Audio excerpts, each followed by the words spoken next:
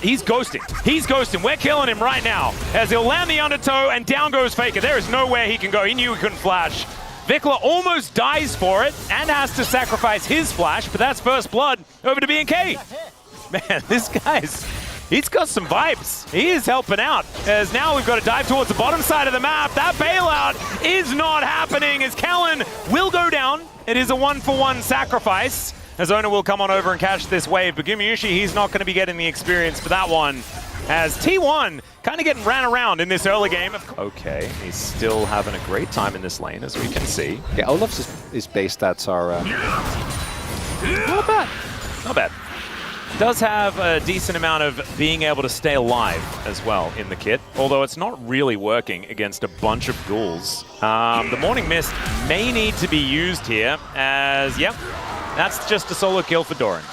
And so he goes back and he buys himself a Phage, teleports towards that top side of the map. And Faker putting on some pressure here in the mid lane as well, as Vikla may just die as the Arcane Storm comes through. Faker is going to get killed by Tibbers, because Tibbers gets real mad after Annie goes down. So a 1-for-1 trade in the mid lane. His early game actually looking great. Outside of, you know, Sobro getting solo killed. I mean, that part was... When it comes to, like, Olaf play, I think getting solo killed here or there is kind of just how it works, yeah. So that it's a reference to Iron Maiden. I just feel like that'd be metal. It would be cool. She's not, though, as we can see here.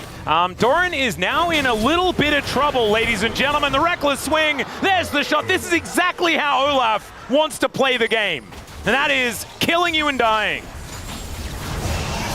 That's peak right there. I don't know if it's good for Sobro, but he is doing stuff that he wants to do. As, all right, True Shot Barrage is going to soften up these Void Grubs. Carry is going in. Pop Blossom's coming down as well, though the Fate's Call needs to be invested. My God, those Tangle Barbs were so good. As now Vikla is going to try and take down Gumayusi, but he gets bailed out of that one. Yeah. Ona down to 100 health, and Faker is looking to clean this one up. Kellen, not a whole lot he can do in this instance, and T1 win themselves the fight. Ona is playing super far up. Some aggressive play out of the man as the crowd going to move back towards T1. They're about to be a member up. I don't know about this for BNK. A little bit dicey here as the Maiden comes down. Doran gets involved a little bit early, though, as now the Paranoia comes in. They look to just get rid of this Xin Zhao as quickly as possible, and Wind doesn't have time to become Lightning because he's dead. Kellen now doing his very best to survive, but he's going to get smoked down where he stands, and it's a double kill for Ona. Another one going over to Doran as he takes down Diablo.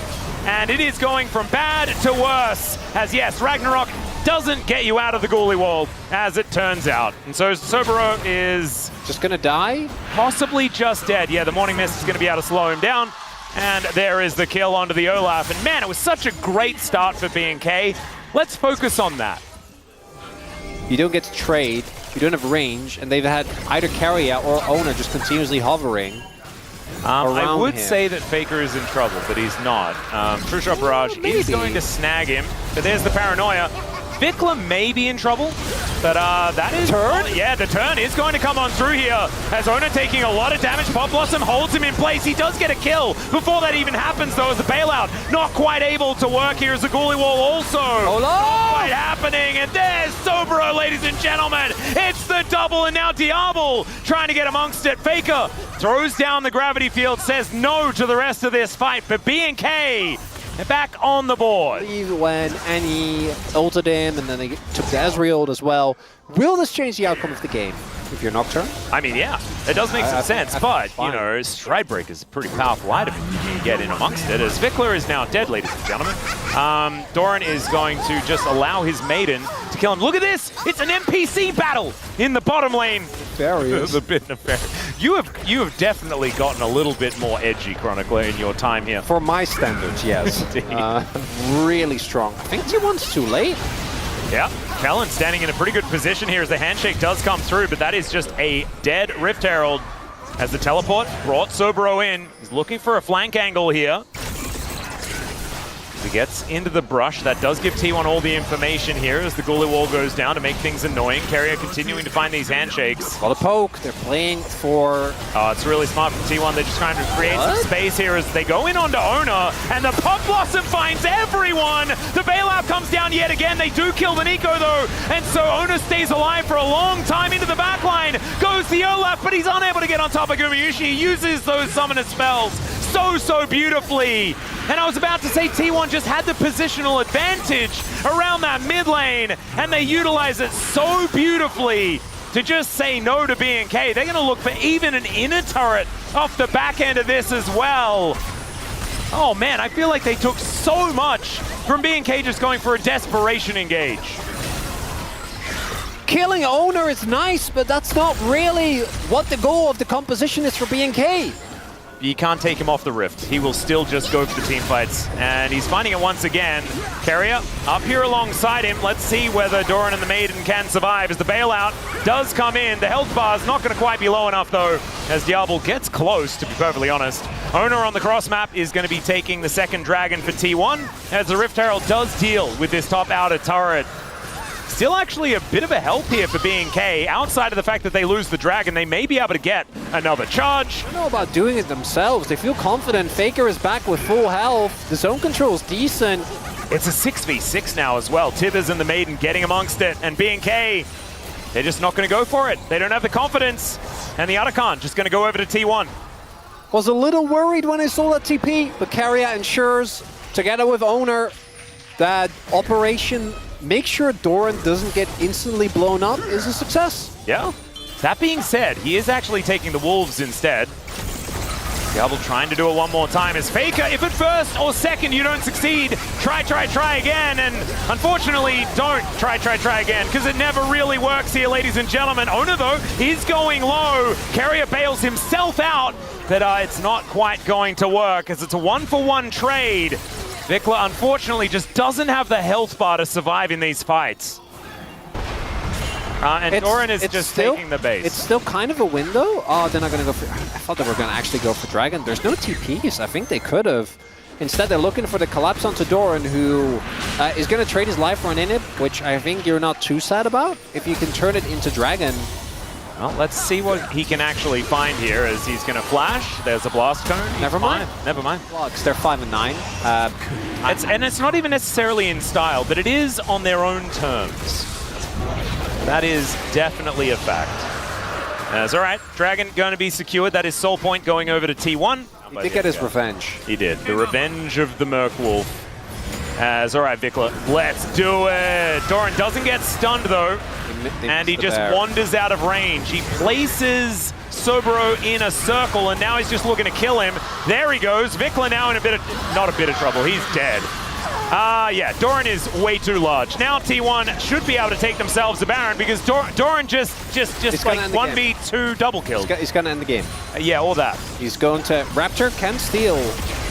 Yeah, does it matter though, is the question. The smite is not even required because the rend is what secures it. Down goes this Xin Zhao, and Kellen in this side lane will not be able to do anything to Olaf.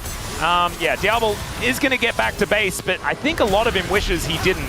As, yeah, he's on the fountain, but the Maiden does not care about your fountain. And Doran doesn't care about your Nexus. He's going to keep being set up. Yep, oh, he's out of the curve. Yep, they're slamming each other into walls, and that is just the quickest of cooks here for Doran. Are you like a reverse sear guy? Yeah, I've recently got into he's also getting reverse seared. Yeah, this is the reverse sear as well, because this is Doran getting seared. He was greeting for a minion wave that he wasn't allowed to walk up to. Doran, you have a job. It's to get POM, okay? I want to vote for you.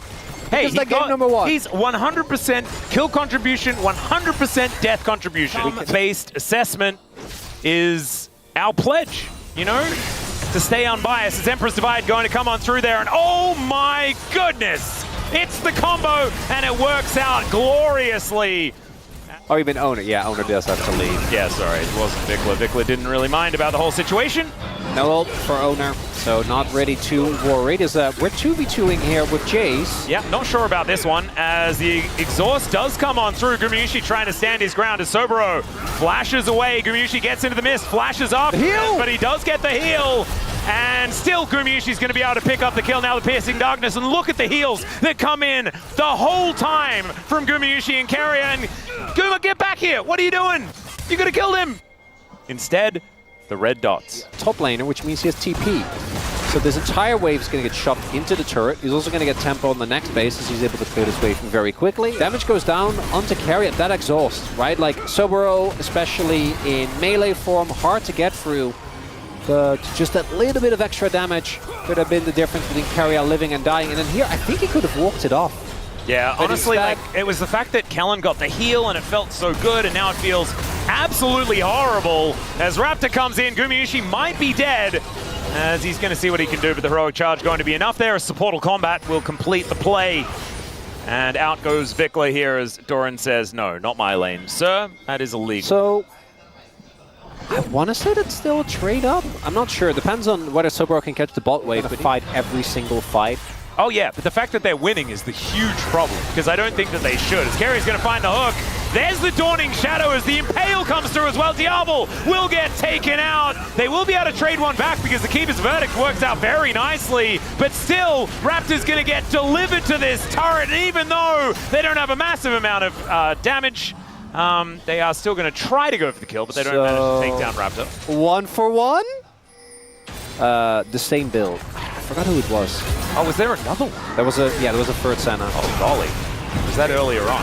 Well, we've got a bit of a fight breaking out here as Carrier taking a fair bit of damage. Over the wall goes the cullinged up Doran! That equalizer placement. Oh, Doran, POM time, baby! It's POM time for Doran as he picks up the double. And Soboro, he's there towards the top side. He's looking to grab a couple of plates before they dissipate. Got under a minute for that, but Doran's making his way back up there again. Have you got the sheet? You reckon it's time to ride it in? Atlas is doing some serious campaigning here, everyone. Yeah. And Domestic Doran was, you know, we didn't really see him for the first, I want to say like 4 months, but he's back. Oh yeah. Domestic Doran is here to stay. Well, there's International Doran's turning up. Okay. Even for me, this is a bit much. Okay, this is. That was such. That was the horrendous caster curse I've ever seen in my life. I still don't. That was okay. But it feels pretty worrying. Oh, it's just gonna give it up. Okay, well, you do have Poppy. It's not Mountain Soul yet. Okay. No. What are they? I guess they're waiting for 2 items on Diablo. I'm like looking for. Also, Soboro is really far behind, so I guess that was a consideration. But I'm not feeling too happy about it. My wife. Can't quite remember where. As Vikla looking for an angle, gets the flash this time. They find another heroic charge into the wall supplied by the Azir. They'll grab themselves a turret as well. B&K, some signs of life here as they move into a gold advantage. I'm going to lose the Otacon for this, it looks like. Hey, OTP on this Vikla. gold lead is extending, though. Yeah, that is true. I don't think that'll be enough as Kellen is watching it happen. Mid-lane turret might go down as well. They can go for this for sure. Well, they don't. They've got another pack of wave's here. Yeah, so Otacon is going to be traded for an inhibitor turret in the bottom lane, so that's and an inner turret, and an outer turret, and an outer turret in mid lane as well. 3 turrets? Wasn't Doran still underneath it? Yeah. So it was the outer, inner, and inhibitor in bottom lane. More of an open map to work with now. Inhibitor turret down in the bottom lane just means that bottom side map control is going to be so much harder for T1. This is gone. So T1, I also understand. Faker is approaching the breakpoint for the stacks, not quite there yet. Lane turret, B&K not going to fall for it because Diablo is probably going to finish his second item. Be feeling good about that. There is the IE, so do like that setup. Into a wall. RFC done for Guma now as well. All right, there's the flash impale. Empress Divine does absolutely nothing as Vikla is just going to get executed by this dragon. 234 stacks, and as it comes in, T1 says it's time to fight. The equalizer got Diablo out of that battle entirely as the minion wave is getting thinned out. Dawning Shadow comes through. That's going to keep Doran alive. And T1, they can just keep regenning these health bars over and over again. The power of this composition, if you cannot burst them down, is absurd. And now they're going to look for a Mountain Soul. It's game over, guys. There's no shot you're winning as Mountain Soul. Yep. One of the big win conditions that are still left for B&K are poke from Azir and Jace. That's gone. And Diablo all-inning. Yeah. Also gone. Yeah, big time gone. So it's going to be Doran. I also think that in this game you can give it to multiple people, and in game 1 it was definitely Doran, so I'm going Oh, that slam! That was real sexy there from Ona. He's getting my POM. I don't have one, but he's getting it if he wants it. That's going to be the lockdown of Sobero. Owner hasn't gone on POM in like a series, Atlas. I know! So... And he's the only one that can like realistically potentially catch up to Chovy. Want to focus on the game, Atlas. Yeah, that's what we're going to do. Exactly. Broadcast T1, first. B&K, Baron. That's what we're looking towards now. Rocks are being thrown around. Faker is flying around. Well, walking at the moment, but he could fly if he wants to.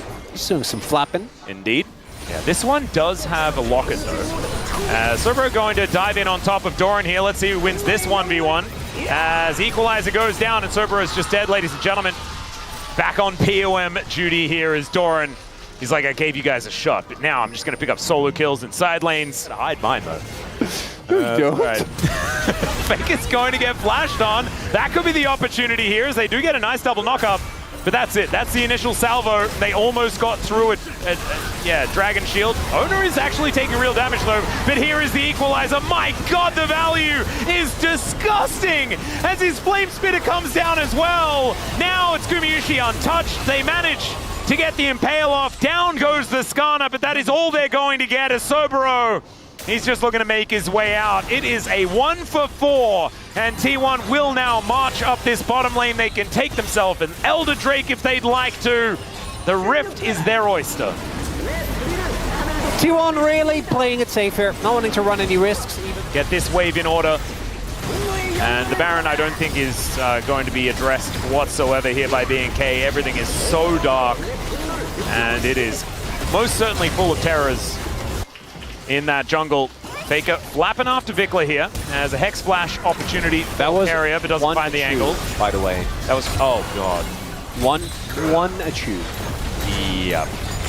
That's a scary sneeze, Atlas. 1 minute and 20 seconds of how that Smolder meta felt as that inhibitor turret going to go down, and B&K just watching their options slip away if there were any left to begin with. Mum goes down, and so do the Nexus turrets. There's a hook. Kellen going to be flashing away here as the Equalizer has taken them to half health on its own.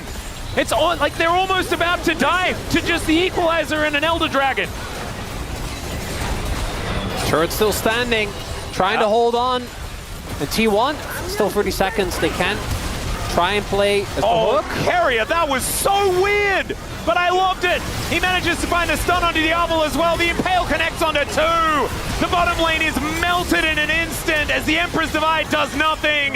There goes the Nexus turret. That is the clean ace, and T1 will scale their way to a third.